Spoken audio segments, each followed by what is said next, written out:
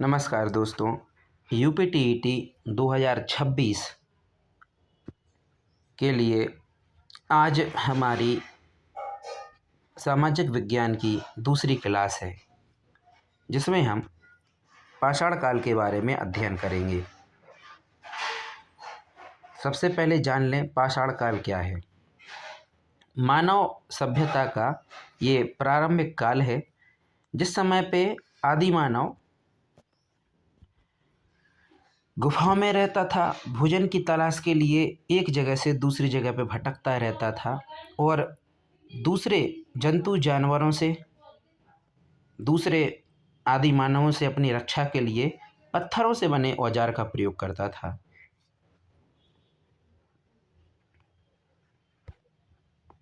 पाषाण काल क्या है, इंट्रोडक्शन हम जानेंगे पाषाण काल के बारे में।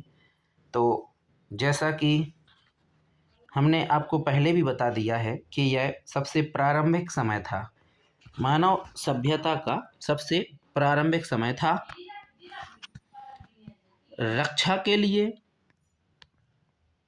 और भोजन के लिए पूरे तरीके से पत्थरों पर निर्भरता थी।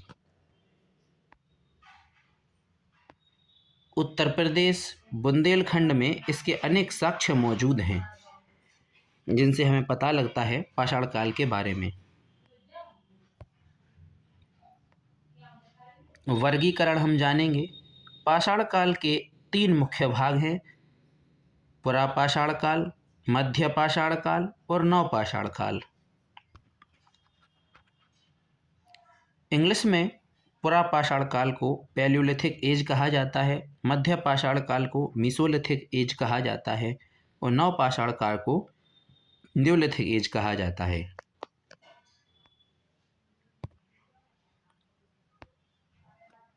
पुरापाषाण काल, पैलियोलिथिक एज। पुरापाषाण काल की विशेषताएं हम लोग जानेंगे। इस समय पे यह जो है पुरापाषाण काल मानव इतिहास का सबसे लंबा काल था। उस समय पे मनुष्य शिकारी, हंटर और खाद्य संग्राहक कहा जाता था, क्योंकि इस समय पे मनुष्य शिकार करके ही अपना भोजन प्राप्त कर सकता था और मनुष्य शिकार करने के बाद अपने खाद्य को, अपने भोजन सामग्री को संग्रह करके रखता था, ताकि भविष्य में वो उस भोजन को उपयोग कर सके। उस समय पे मनुष्य गुफाओं में रहा करते थे। गुफाओं में मनुष्य उस समय पे रहा करते थे। उस समय पे जो पुरापाषाण काल की जो सबसे बड़ी खोज है वो आग का आविष्कार है। मनुष्य ने आग जलाना सीख लिया था। मनुष्य उस समय पे 2 पत्थरों को टकरा करके आग जला लेते थे। 2 पत्थरों के टुकड़े लिए, उनको आपस में रगड़ा, जिससे आग लग जाती थी। और उस समय पे जो औजार थे वो कुल्हाड़ी और सल्क यानी कि फ्लेक्स थे। बड़े बड़े कुल्हाड़ी उनके पास हुआ करती थी। बड़े पत्थरों को जो आगे से नुकीले हों उनको भी उपयोग करते थे अपनी रक्षा के लिए, साथ में दूसरे जानवरों को मारने के लिए। प्रमुख स्थल जिनसे हमें पुरापाषाण काल के बारे में जानकारी मिलती है वे हैं बेलन घाटी, जो कि हमारे उत्तर प्रदेश में है, और दूसरी जगह है भीमबेटका। भीमबेटका और बेलन घाटी से हमें पुरापाषाण काल के बारे में जानकारी लगती है। हमने पुरापाषाण काल समझ लिया। अब हम समझेंगे मध्य पाषाण काल। मध्य पाषाण काल की विशेषताएं: पुरापाषाण काल और नवपाषाण काल के बीच का ये संक्रमण काल रहा है। इस समय पे जलवायु में परिवर्तन हुआ, घास के मैदानों का विकास हुआ, नई शुरुआत। इस समय पे नई शुरुआत क्या हुई? मध्य पाषाण काल में लोग पशुओं को पालना सीख गए। एनिमल हस्बेंडरी, पशुपालन इसी समय से मध्य पाषाण काल से ही शुरू हुआ है। औजार, माइक्रोलिथ्स, छोटे और नुकीले पत्थरों को माइक्रोलिथ्स कहा जाता था। इस समय पे मध्य पाषाण काल में आदि मानव छोटे छोटे नुकीले पत्थरों का प्रयोग करने लगे थे। प्रमुख स्थल: सराय नाहर राय मदहा यूपी, जो कि हमारा जो महदहा है यूपी में, इससे हमें मध्य पाषाण काल के बारे में जानकारी मिलती है।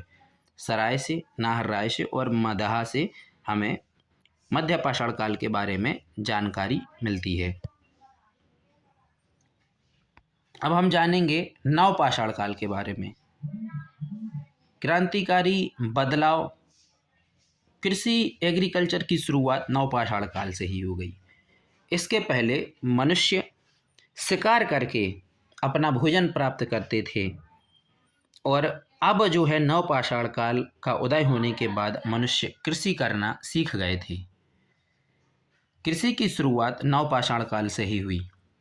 अभी तक मनुष्य जो था वो अपने भोजन के लिए एक जगह से दूसरी जगह पे भटकते रहते थे। एक जगह पे भोजन खत्म हो गया, एक जगह पे उन्हें जब शिकार नहीं मिले तो वे दूसरी जगह पे चले जाते थे, दूसरी जगह पे शिकार नहीं मिलते तो तीसरी जगह। इस तरीके से वे एक जगह पर बंद कर नहीं रहते थे, वे भटकते ही रहते थे। लेकिन जब कृषि की शुरुआत हो गई तो मनुष्य का स्थायी निवास हो गया, मनुष्य एक जगह पर बसकर रहने लगे। पुरापाषाण काल के मनुष्य को खानाबदोश कहा जाता था। खानाबदोश और घुमक्कड़ कहा जाता था, जिसका मतलब है एक जगह से दूसरी जगह पर भटकने वाले लोग, जो खाने की तलाश में इधर उधर भटकते रहते थे।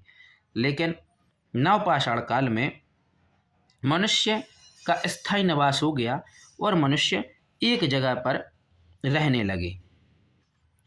इस समय की बड़ी खोज क्या है? नवपाषाण काल में पहिए का आविष्कार हुआ। पहिए के आविष्कार के बाद हमारे बढ़ते हुए युग में और क्रांति आ गई। इस समय पे इतिहास को क्रांति मिली जब पहिए की खोज हो गई।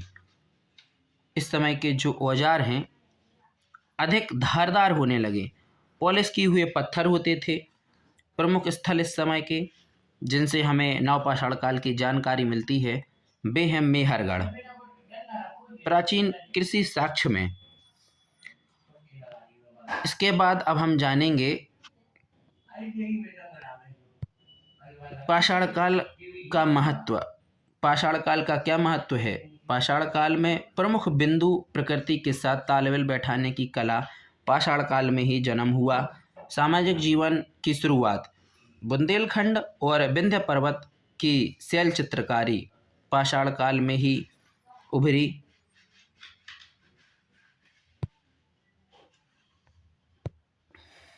ऐसी रोचक जानकारी के लिए हमारे चैनल को सब्सक्राइब करें, लाइक करें, कमेंट करें और शेयर करें।